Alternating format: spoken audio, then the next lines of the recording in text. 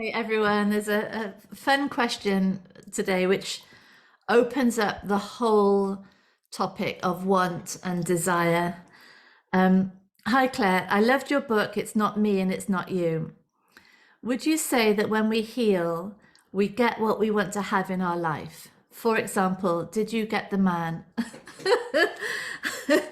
So, um, so this is a really good question, isn't it? Because the book was about a breakup that happened to me, if you haven't read it. And in through the book, I look at how when this thing or this person that we think we want so much, that looks so necessary, and when they're telling us something that threatens our sense of being, or um, in some way destabilizes us, rejects us, makes us feel not whole, not worthy, not loved.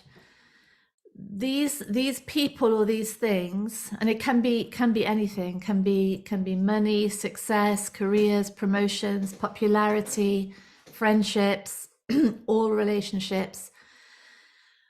These things that we are so desperate to have. And so the surface is saying, I want this, I want this, I have to have this. These, oh, sorry, cat's coming in. These things are really the child. They're the wounds, they're the trauma, they are the inbuilt belief structure of vulnerability and incompleteness, and all spinning around an identity of what I am, and a believed external reality.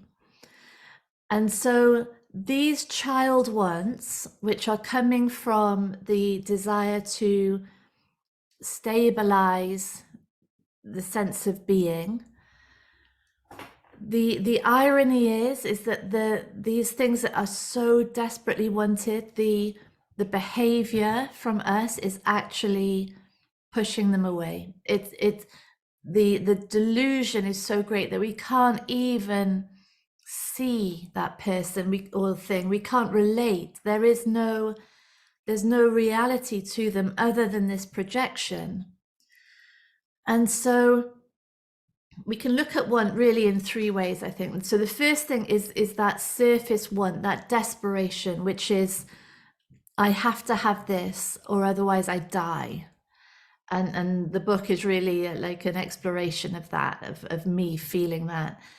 And then we move on to the second type of want, which is a really interesting area for us now, which is saying that all experience, the whole way the world appears, the whole way other people are, that's a projection from within. And so all these interactions are revealing the inner conditioning. And so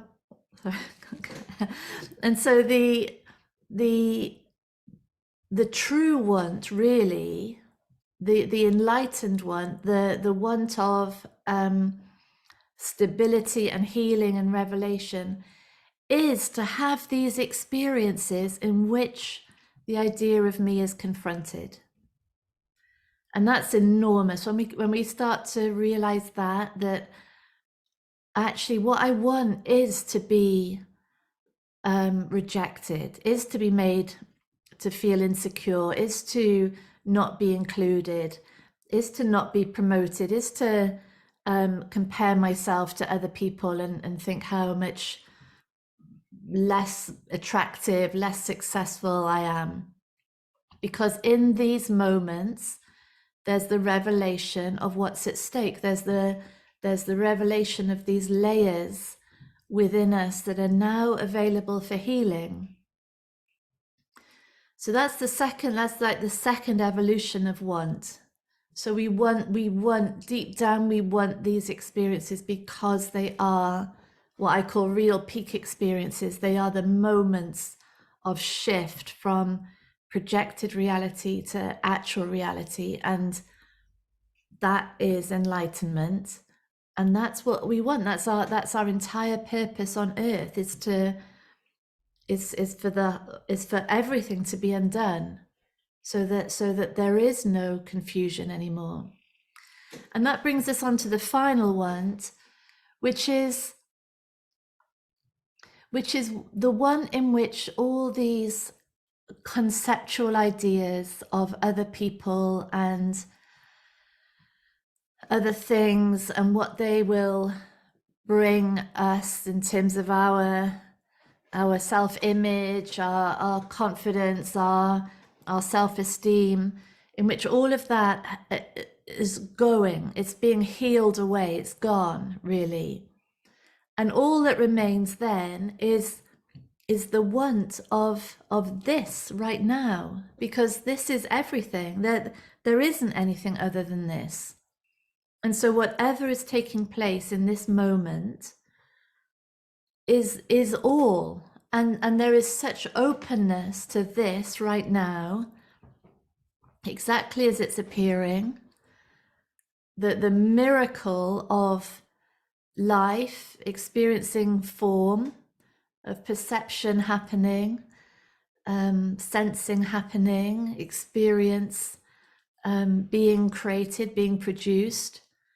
There's nothing else. And so the entirety of the desire is for this right now. And in this right now, the body responds, actions take place, thoughts come to mind, calculations happen.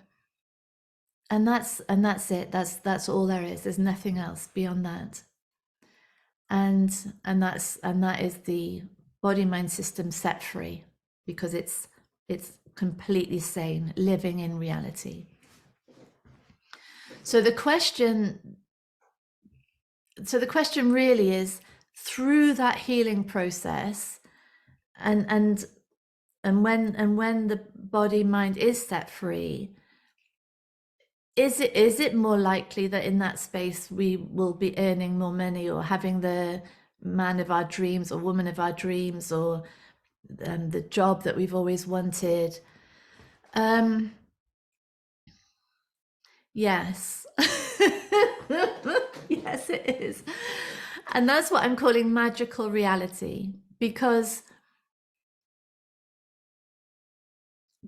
we're now in the reality of other people, and of actual learning. So no more layers of projection and confusion and stale beliefs.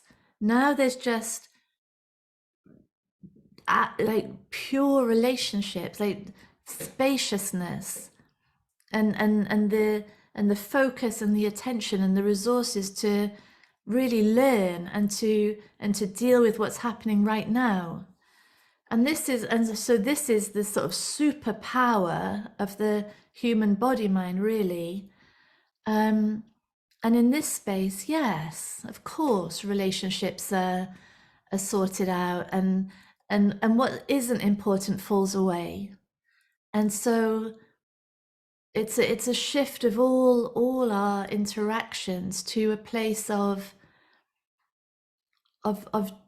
marvel at what is here in front of us, with it doesn't mean anything about us, because that us that we used to believe we were, that had to be secured, that had to gather all this information about what people thought of me, that's not even interesting anymore. So there's just a seamlessness of interaction, and in that space, anything that is required is available. Yeah, so we do get everything we want, but it's not ever how it appears at that surface level. It's an undoing process to reveal the truth of us, and in that truth of us there is everything that we want right here. Yeah. So thank you, lovely. Lots of love. Bye.